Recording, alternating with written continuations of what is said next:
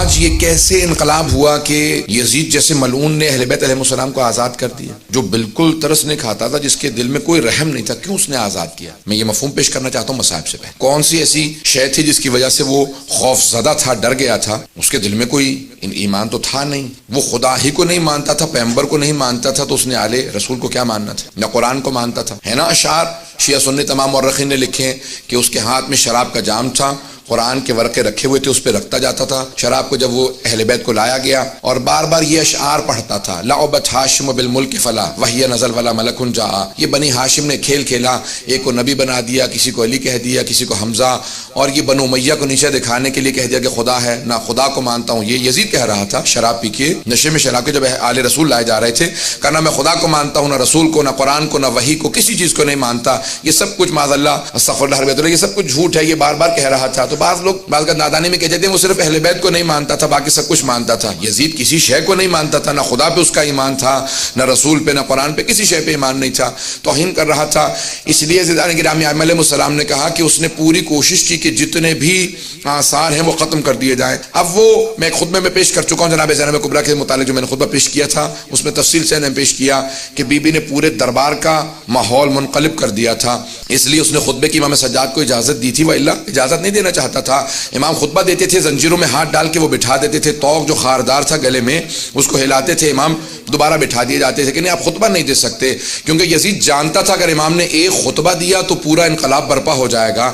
اب کیا ہوا ایسا؟ علامہ مجلسی نے بحار الانوار میں ایک روایت کو نقل کیا ہے، میں صرف اس کو پڑھوں گا کہ کیسے علامہ مجلسی کہتے ہیں کہ ایک عیسائی گزر رہا تھا جو اپنی بیٹی اور بیوی کے ساتھ شام آیا تھا، دمشق آیا تھا، اس کے زادرہ ختم ہو گیا، جب سب پیسے ختم ہو گئے تو اس نے سوچا کہ کیا کروں، بادشاہ کے سامنے کوئی تحفہ دوں گا تو وہ اس کے بدلے میں مجھے کوئی انعام دے گا، پیسے دے گا، تو مسلمانوں کے بادشاہ کو کوئی تحفہ دے دیتا ہوں۔ سوچنے لگا، پھر اس نے کہا کہ ایک ہرنی کو میں کہیں سے شکار کرتا ہوں، گیا جا کے دیکھا ایک ہرنی بہت خوبصورت تھی، گلے میں رسی ڈالی، گھسیٹتا ہوا جا رہا تھا کہ اچانک زندان کے دروازے پہ ہرنی روک گئی۔ اس نے بہت کوشش کی، کہا کہ اتنا زور لگا رہا ہوں لیکن کھینچا نہیں جا سکتا، کھینچتا رہا، اچانک اس نے رسی کو ڈھیلا کیا، دھکیلنے لگا، ہرنی بہت تیزی سے زندان کے دروازے پہ آئی، اور علامہ مجلسی کہتے ہیں بحار الانوار میں کہ اس نے فصیح عربی زبان میں کہا السلام علیک یا ابن رسول اللہ۔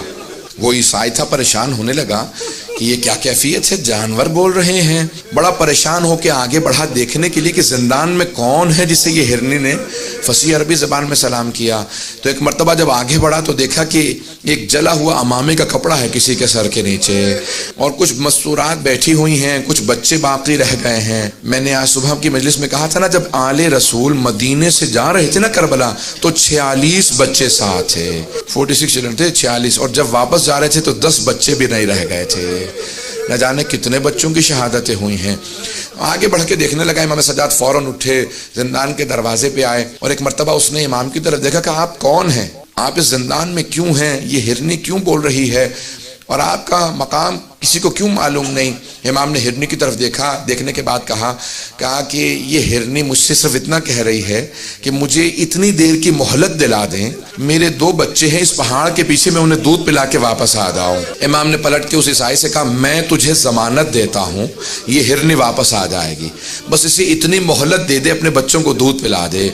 اس نے فوراً اس ہرنی کو آزاد کر دیا، کہ میں نے آپ کی وجہ سے اسے آزاد کر دیا، یہ ہرنی آپ سے مہلت مانگ رہی ہے، یہ آپ کو کیسے معلوم؟ امام نے کیسے آزاد کر دے، میں حجت خدا ہوں۔ کہا آپ کون ہیں؟ کہا تو نے مسلمانوں کے آخر نبی جو ہیں، نبی آخر زمان، ان کا نام سن رکھا ہے؟ کہا ہاں محمد مصطفیٰ۔ کہا کہ ان کے 2 نواسے تھے، حسن و حسین، میں حسین کا بیٹا ہوں۔ اب وہ تڑپنے لگا، کہا یہ سارے مسلمان ہیں اس شہر کے اندر، اور ان میں سے کوئی بھی آپ کی حرمت کو نہیں جانتا، کوئی آپ کے مقام و عظمت کو نہیں سمجھتا۔ ایک مرتبہ اس نے گھروں پہ جانا شروع کیا، دروازوں پہ دستک دینا شروع کی، مسلمانوں باہر آ جاؤ، یہ تمہارے نبی کی ذریت ہے جو قید خانے میں، یہ آل نبی ہیں جو تمہارے قید خانوں میں ہیں۔ مسلمان باہر نکلتے، وہ ایک مرتبہ آ کے پوچھنے لگا یہ مستورات کون ہیں؟ کہ یہ نبی کی نواسیاں ہیں، یہ علی کی بیٹیاں ہیں۔ جب اس نے زیادہ شور مچایا تو یزید کے جو سپاہی تھے انہوں نے اس کو گرفتار کر لیا۔ علامہ مجلسی کہتے ہیں کہ انہوں نے اس کا سر قلم کیا، اسے مار دیا، اور جا کے مدینے سے، دمشق سے باہر اس کو پھینک دیا یا دفنا دیا قبر کے اندر۔ جب دفنا دیا تو اس کی بیٹی نے اور اس کی بیوی نے سنا کہ ہمارے شوہر کو کسی قیدی کی وجہ سے مار دیا گیا ہے۔ وہ فوراً تلاش کرتی ہوئی دمشق کے باہر اسی قید خانے کے سامنے کھڑی ہوئی، کہا کہ آپ کون ہیں؟ امام سجاد سمجھ گئے، کیا بات ہے؟ کہ ہمارا ایک ہی سہارا تھا وہ بھی آپ نے چھین لیا۔ امام نے ایک مرتبہ اعجاز سے زندان کے دروازے کھلے، کہا میرے ساتھ چل، اور امام اس مقام پہ پہنچے جہاں پہ قبر تھی، کہا پروردگارم میری مظلومیت کا واسطہ۔ ایک مرتبہ قبر کھلی، وہ باہر اٹھا، امام کی قدموں میں گرا، کہا میں آپ پہ ایمان لے کے آتا ہوں، میں گواہی دیتا ہوں آپ حجت خدا ہیں۔ امام نے کہا واپس چلا جا، تیری زوجہ اور تیری بیٹی بہت پریشان تھے۔ جب جانے لگے تو امام نے خاتون سے کہا کہ ہم سہارے چھینتے نہیں ہیں، ہم سہارے عطا کرتے ہیں۔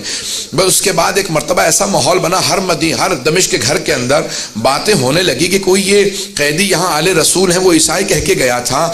اب ہر جگہ پہ جب باتیں ہونے لگی یزید کے خلاف، سب لوگ گفتگو چیمیں گوئیاں کرنے لگے کہ یزید نے آل رسول کو قیدی بنا رکھا ہے۔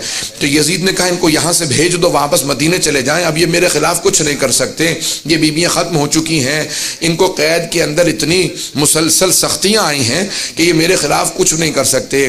ایک مرتبہ اس نے کہا کہ میں آپ کو آزاد کرنا چاہتا ہوں، میں آپ سے سوال کروں، اگر کسی دو گروہوں میں جنگ ہو، شرائط وہ رکھتا ہے جو جیتتا ہے، شرائط وہی رکھتا ہے جو جیتتا ہے۔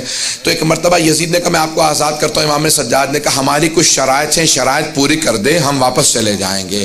کہا کیا شرائط ہے؟ کہ پہلی شرط ہے شہداء کے سروں کو واپس کر دے، دوسری شرط یہ ہے کہ جو تبرکات لوٹے تھے تبرکات کو لوٹا دے، اور تیسری شرط یہ ہے کہ ہمیں یہاں پہ رونے کے لیے ایک مکان دے دے، ہم اب تک کھل کے رو نہیں سکے ہیں۔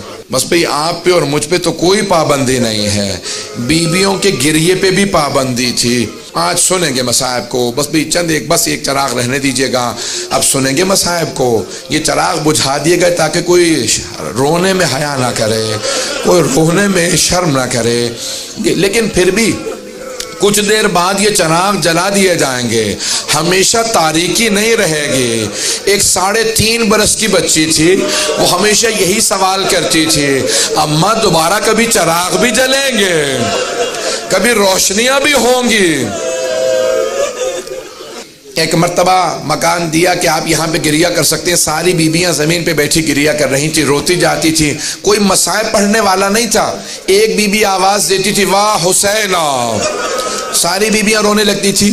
جب خاموش ہوتی دوسری بیوی کہتی واہ عباسہ، پھر جب خاموش ہوتی کوئی بیوی کہتی واہ علی اکبرہ، پھر کوئی کہتی واہ علی اصغرہ، واہ قاسمہ۔ بس شہداء کے نام آتے تھے، مصائب ذہن میں آ جاتے تھے۔ کسی کا لاشا پامال ہوا ذہن میں آتا تھا، کسی کے چھوٹے سے لاشے کے گلے میں تیر لگنے کے مصائب ذہن میں آتے تھے۔